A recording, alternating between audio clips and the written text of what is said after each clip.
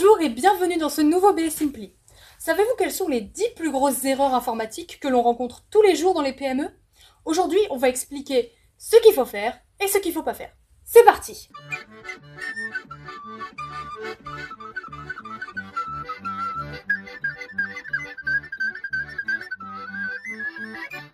Emeric, j'ai apporté mon petit calepin avec les 10 plus grosses erreurs. Et je vois que la première, c'est les erreurs de sauvegarde. Est-ce que tu peux m'en dire un peu plus? Faut changer de lunettes, Nolwenn. Oui, ton calepin dit vrai. Aujourd'hui, la meilleure sécurité, c'est la sauvegarde. Et il y a beaucoup de gens qui la négligent. Concrètement, l'erreur, c'est de penser que la sauvegarde se fait correctement et régulièrement, alors que ce n'est pas toujours le cas. Donc le bon réflexe, c'est d'utiliser un logiciel fiable qui va remonter les informations en confirmant chaque jour que la sauvegarde est intègre, complète, externalisée. Ça évite les surprises en cas de restauration défaillante. Deuxième erreur, partir sans éteindre son poste de travail. Ah oui, précisément, bonne idée, c'est la nuit que les pirates interviennent et vous leur laissez le champ libre, juste pour ne pas attendre une minute que le lendemain ça redémarre. Donc éteignez votre poste le soir ou mettez-le en veille prolongée, vous économiserez de l'énergie, les composants de l'ordinateur dureront plus longtemps et les pirates n'auront pas accès à votre poste. Troisième erreur, mélanger les comptes pro et les comptes perso. Effectivement, c'est quelque chose qu'on rencontre souvent, surtout depuis que les gens font du télétravail.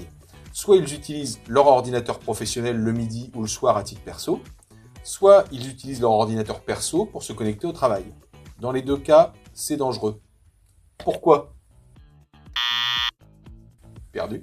Eh bien parce que sur un PC ou un smartphone perso, on va installer des jeux ou des applications gratuites qui vont accéder à vos données.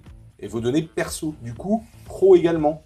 On aura du mal à gérer les droits d'accès et parfois on donne à toute la famille une porte d'entrée sur les données sensibles de son entreprise. Il est donc prudent de créer deux sessions différentes, voire d'avoir deux appareils différents.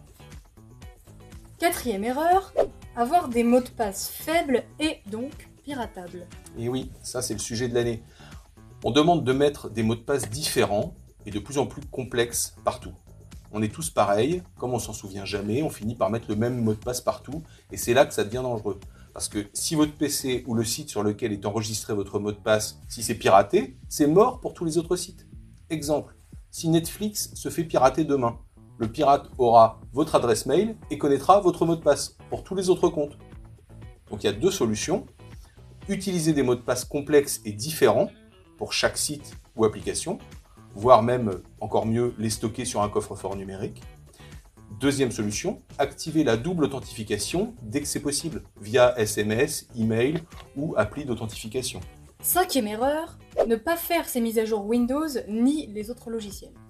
Alors oui, tu as raison. On l'a vu récemment avec la fin de Windows 10, sur lequel il y a désormais beaucoup de failles de sécurité qui ne sont plus corrigées. Il est important de mettre à jour son système d'exploitation, mais aussi tous les logiciels qui sont installés sur le poste et qui sont autant de portes d'entrée pour des pirates s'ils ne sont pas mis à jour. Mettez à jour votre pack office, vos logiciels métiers, tous les pilotes d'impression, de scanner, etc. sur tous vos postes. Sixième erreur, ne pas avoir d'antivirus efficace et se contenter de celui de Windows. Oui, l'antivirus de Windows, il est gratuit, il est loin d'être le plus mauvais, mais c'est pas le meilleur. Un antivirus gratuit, c'est forcément un logiciel qui sera moins efficace.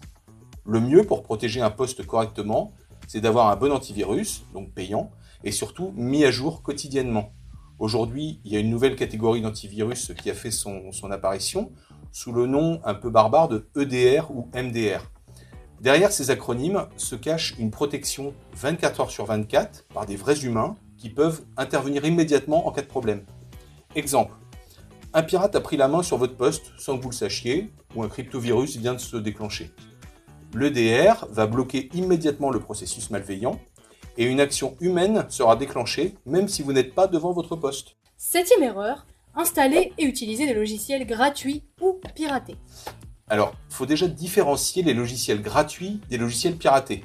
Comme je le dis souvent, quand c'est gratuit, c'est toi le produit.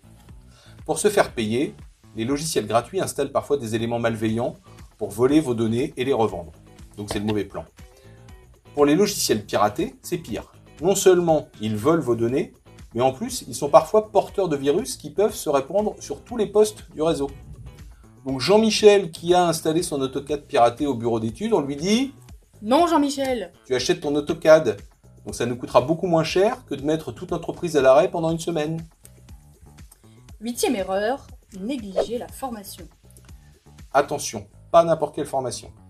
Chez BSI, par exemple, on propose 2 types de formations. La première, c'est une sensibilisation à la sécurité informatique.